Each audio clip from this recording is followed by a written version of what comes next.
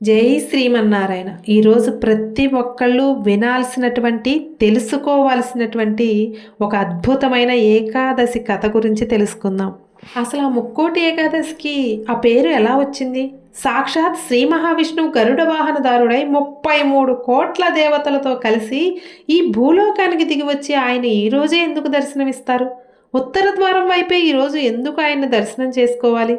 బియ్యంతో కూడినటువంటి ఆహార పదార్థాలు ఈరోజు ఎందుకు తినకూడదు? ఈ ప్రశ్నలన్నిటికీ సమాధానం ఈ ఏకాదశి కథ ద్వారా తెలుసుకుందాం. కృతయుగంలో చంద్రావతి నగరం రాజధానిగా చేసుకొని మురా అనే భయంకరమైన రాక్షసుడు రాజ్యం ఏలుతూ ఉండేవాడు. ఆయన చాలా క్రూరమైనటువంటి రాక్షసుడు. ప్రజలను హింసించేవాడు, దేవతలను ఓడించేవాడు, త్రిమూర్తులపైనే కాలు దువ్వటం మొదలుపెట్టాడు. ఇక భయంతో వణుకుతున్నటువంటి దేవతలు వైకుంఠానికి చేరుకున్నారు. శ్రీ మహావిష్ణువు యొక్క పాదాలకు మోకరిల్లి ప్రార్థించారు. స్వామి, ఈ రాక్షసుల బారి నుంచి మమ్మల్ని కాపాడండి అని శ్రీహరికి చెప్పారు. ఇక ఆ శ్రీహరి యుద్ధానికి సిద్ధమయ్యాడు. భీకరమైనటువంటి యుద్ధం జరిగింది. 100 సంవత్సరాల యుద్ధం జరిగింది. కానీ ఎవరికీ స్పష్టమైనటువంటి గెలుపు రాలేదు. అప్పుడు మురాసురుడు తెలివిగా సాగర గర్భంలో దాక్కున్నాడు. అప్పుడే శ్రీహరి ఒక ఉపాయాన్ని పన్నాడు. హైమావతి అనే గుహలో నిద్రిస్తున్నట్లుగా నటించాడు. ఆ వార్త మురాసుడి దాకా చేరింది. ఇదే అదునుగా భావించి ఆ రాక్షసుడు స్వామిని సంహరించాలి అని దుర్బుద్ధితో గుహలోకి ప్రవేశించాడు. కానీ అక్కడే ఒక అద్భుతం జరిగింది. విష్ణుమూర్తి యోగ నిద్రలో ఉన్నాడు కదా. దుష్టతలంపుతో ఉన్నటువంటి మురాసురుడు దగ్గరికి రాగానే స్వామి శరీరం నుండి దివ్యమైన శక్తి అందమైన కన్యగా ఆవిర్భవించింది. ఆమె కంటి చూపుతోనే మురాసుడిని భస్మం చేసింది. అప్పుడు శ్రీహరి, దేవి, నీకు ఏకాదశి అని పేరు పెడుతున్నాను, నీకు ఏం వరం కావాలో కోరుకో అన్నాడు. అప్పుడు ఆమె, నేను జన్మించిన ఈరోజు నా పేరుతోనే పిలవాలి. ఈ రోజున వ్రతం చేసి ఉపవాసం ఉంటే జాగరణ చేసిన వారికి సకల పాపాలను తొలగించి వైకుంఠ ప్రాప్తి కలగాలి అని కోరింది. అప్పుడు శ్రీహరి తదాస్తు అన్నాడు. మరి ఏకాదశి రోజున బియ్యంతో వండినటువంటి పదార్థాలను ఎందుకు తినకూడదు అంటే, ఏకాదశి రోజున మురాసురుడు బియ్యంలో దాక్కుని ఉంటాడంట. అందుకే బియ్యంతో కూడినటువంటి ఆహార పదార్థాలు తినకూడదు అంటారు. మరి ఉత్తర ద్వారం ద్వారానే స్వామివారిని ఆ రోజున దర్శనం ఎందుకు చేసుకోవాలో తెలుసా?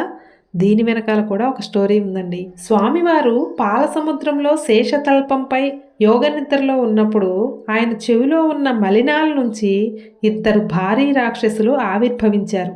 వాళ్ళు మధుడు, కైటవుడు, 2 అన్నదమ్ములనమాట. సముద్రమంతా సంచరించేవాళ్ళు. మనం ఎలా పుట్టాము, మనకి మూలం ఏంటి అంటూ ఇలాంటి ప్రశ్నలతో ఎప్పుడూ సతమతం అవుతూ ఉండేవాళ్ళు. కానీ వాళ్ళకి శ్రీ మహావిష్ణువు నుంచి జన్మించడం వల్ల కొన్ని అద్భుతమైన విశేష శక్తులు ఉన్నాయి. ఒకరోజు బ్రహ్మదేవుడు పద్మాసనంపై కనిపిస్తాడు. వెంటనే ఈ అన్నదమ్ములకు ఒక చెడు ఆలోచన వస్తుంది. ఓ బ్రహ్మదేవా, మాతో యుద్ధానికి రా, లేకపోతే ఈ పద్మాసనం విడిచి పారిపో. నీలాంటి చేతగాని వాళ్ళకి ఈ పద్మాసనం పనికిరాదు అంటూ హేళనగా మాట్లాడుతూ యుద్ధానికి రమ్మని రెచ్చగొడుతూ ఉంటారు. అప్పుడు బ్రహ్మదేవుడు వెంటనే శ్రీ మహావిష్ణువును ప్రార్థిస్తారు. వెంటనే శ్రీ మహావిష్ణువు ప్రత్యక్షమవుతాడు. మధు, కైటవ, మీరిద్దరూ నా నుంచే ఉద్భవించారు. మీరు ఈ రాక్షసత్వాన్ని వదిలేయండి అని చెప్తాడు. మీకు ఏం వరం కావాలంటే ఆ వరం ఇస్తాను అని విష్ణుమూర్తి చెప్పడానికి ప్రయత్నం చేస్తాడు. నువ్వు నాకు వరం ఇవ్వటమా? అది మాకు చాలా అవమానం. మేమే నీకు ఈ వరం ఇస్తాం. ఏ వరం కావాలో కోరుకో అంటారు ఈ రాక్షసులు. అప్పుడు శ్రీ మహావిష్ణువు ఒక చిన్న చిరునవ్వు నవ్వి, మీ 2 ప్రాణాలు కూడా నా చేతిలోనే పోవాలి అని కోరుకుంటున్నాను అంటాడు. ఆ మాటలు విన్న వెంటనే ఆ 2కి కూడా కోపం వచ్చి యుద్ధానికి సిద్ధమయ్యారు. ఎటువంటి అస్త్రాలు లేకుండా చేతులతోటి, పిడికిడి గుద్దులతోటి ఎంతో భయంకరమైన యుద్ధం చేయడానికి మొదలుపెట్టారు. అప్పుడే ఒక అద్భుతం జరిగింది.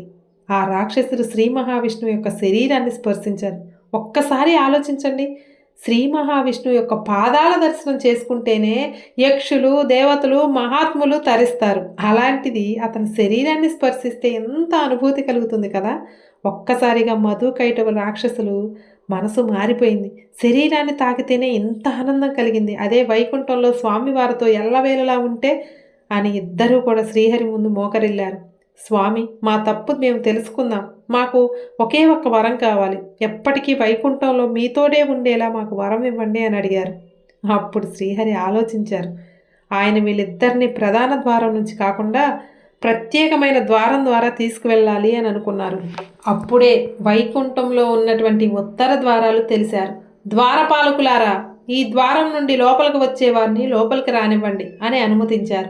ఆనాడు పవిత్రమైనటువంటి ఏకాదశి పర్వదినం. ఉత్తర ద్వారం తెరవగానే మధు, కైటవులు రాక్షసులిద్దరూ కూడా శ్రీ మహావిష్ణువులో ఐక్యమయ్యారు. ఈ వార్త విని ముక్కోటి దేవతలు కూడా ఉత్తర ద్వారం నుండి కూడానే స్వామివారిని దర్శనం చేసుకొని కరుణా కటాక్షాలు పొందారు. అప్పుడు తనలో ఏకమైనటువంటి మధు, కైటవులిద్దరూ కూడా ఏ భక్తులైతే ఏకాదశి రోజున ఉత్తర ద్వారం గుండా మిమ్మల్ని దర్శిస్తారో వారికి వైకుంఠ ప్రాప్తి కలిగేలా అనుగ్రహం ఇవ్వండి అని శ్రీహరిని కోరారు. తదాస్తు అన్నారు శ్రీ మహావిష్ణువు. అందుకే వైకుంఠ ఏకాదశి రోజు ఉత్తర ద్వారం ద్వారా స్వామివారిని దర్శనం చేసుకుంటారు. కోటి పుణ్యాలు చేయాలి అంటే ఎన్నో జన్మలు పడుతుంది. కానీ ఆ కోటి పుణ్యాలను ఒకే రోజులో సంపాదించే మార్గం ఉంది అంటే నమ్ముతారా? అవునండి, అదే ముక్కోటి ఏకాదశి ఈరోజే. కాబట్టి ఈరోజు ఈ ముక్కోటి ఏకాదశి వ్రతం కథ మనం తెలుసుకోవటం ద్వారా మన జన్మ ధన్యమైందనే అనుకుంటున్నాను. జై శ్రీమన్నారాయణ. ఈ వీడియో విన్న ప్రతి ఒక్కళ్ళు కూడా జై శ్రీమన్నారాయణ అని కామెంట్ సెక్షన్లో తెలియజేయండి.